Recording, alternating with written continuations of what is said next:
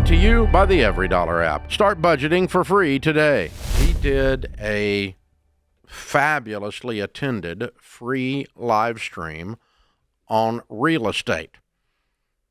Interest rates had not yet climbed to where they are now, but the COVID rush, the Fauci pandemic quarantine rush had eased, and the real estate market was cooling off because interest rates had ticked up, and people were freaking out, acting like the real estate market was going to crash and that prices were going to go down. I'll just wait till prices go down, and we were addressing that. We had this big podcast. You were, of course, here. You were still in your first few months with us at that point. And it was very successful. We had, I think, a couple of 100,000 folks watch that watch that live stream. I called it a podcast. Watch that live stream. And in it, we went through the details of the real estate situation and explained very carefully how dramatically the supply of housing is below the demand. And that anytime there is a demand for anything that is higher than the supply, if you took economics in the 7th grade, they taught you that that means the prices will go up.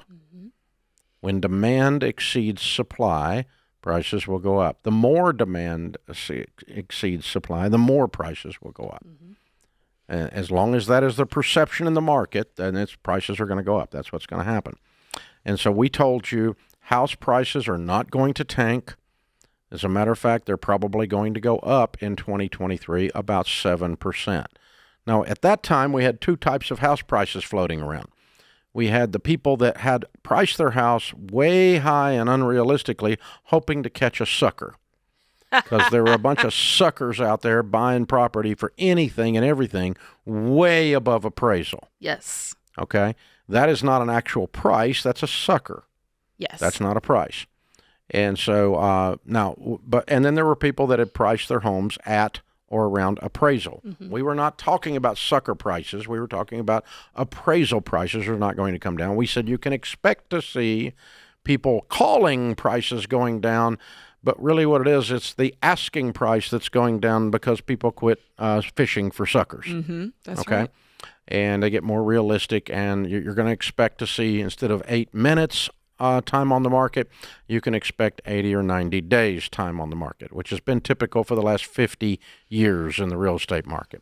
That you mow the grass, you trim the bushes, you paint the kids' weird bedroom, and you vacuum and you steam clean, and you clean out the garage and you clean out the closets and you put fresh light bulbs in and you put your house on the market at a good price based on what your good, competent real estate agent tells you to put it on at, and it will sell in 80 to 90 days. For the last 50 years, with rare exceptions. Keyword competent. Yeah. And then, keyword competent and keyword that you priced it properly. That's right. Okay. So we told you a year ago that you're not going to see house prices going to go down. We think they're going to go up around 7%. They went up 27% the year before, but that was based on the Fauci pandemic quarantine. So, the people came out of their houses after that quarantine like a Baptist after a casserole, and buying stuff left and right. And so they went crazy. And it jammed up supply demand on everything. We called it supply chain. And all it was people were buying like nuts, man. And so now the Wall Street Journal reporting today, home prices aren't falling anymore. After declining on a year-over-year basis for 5 consecutive months, which includes the prices with the suckers that I was talking about, the longest run of declines in 11 years, U.S. house prices rose in July. The surprisingly quick recovery, which really wasn't a recovery. Surprised? I'm not surprised. Suggests that the residential real estate downturn is turning out to be shorter and shallower than many housing economists expected after mortgage rates soared last year. Scarcity is a big reason. Yeah. Supply shortage. Hello. Yeah.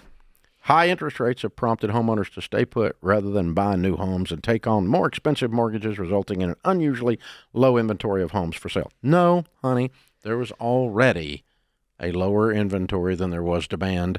Now it's even worse because demand has even slowed because of interest rates. Prices are generally holding firm outside of a few trouble spots. The national median existing home price rose 1.9% in July. It's almost 2% in 1 month. Sheesh. If you annualize that, that's 24. I don't think we're going to see that. Yeah. But even in a market where demand has been hammered by higher rates, the supply just isn't there, says the chief economist at KPMG. Short of a flood in supply, it's hard to see these prices coming down. Now, how would you get a flood in supply? Well, you'd have to see a building boom, and we are seeing quite the opposite. The number of spec homes being built, homes that don't already have a buyer, almost zero. Wow. Completely dried up. Builders quit doing them. And so there's the opposite of a flood of supply. There's a flood of shortage that's coming. So you're going to continue to see real estate prices climb. We told you that.